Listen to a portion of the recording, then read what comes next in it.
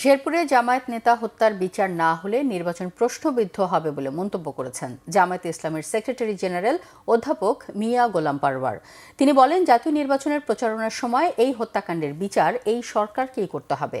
দুপুরে ব্রাহ্মণবাড়িয়া ৬ বাঞ্ছারামপুর আসনের ১১ দলীয় নির্বাচনী ঐক্যজোট সমর্থিত প্রার্থী মোহাম্মদ মুহসিরের সমর্থনে জনসভায় প্রধান অতিথির বক্তব্যে তিনি এসব কথা বলেন।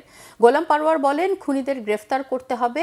জামায়াতে ইসলামী সহ দলের নেতাকর্মীর উপর যেন হামলা না হয় তা নিশ্চিত করা না হলে দেশে সহিংসতা ছড়িয়ে পড়তে পারে। এতে নির্বাচন নিরপেক্ষ হবে না বলেও মন্তব্য করেন জামায়াতের সেক্রেটারি জেনারেল। প্রচারাভিযানের প্রথম হত্যাকাণ্ডের বিচার এই সরকারকে করতে হবে, খুনিদেরকে গ্রেফতার করতে হবে। আর যেন জামাত ইসলামী সহ কোন দলের প্রার্থীদের উপরে হামলা করা না হয়, সেটা নিশ্চিত না করলে দেশ যদি সহিংস হয়ে ওঠে এই নির্বাচন নিরপেক্ষ হবে না, অবাধ হবে না। ভোট কেন্দ্রে তারা সন্ত্রাস করবে।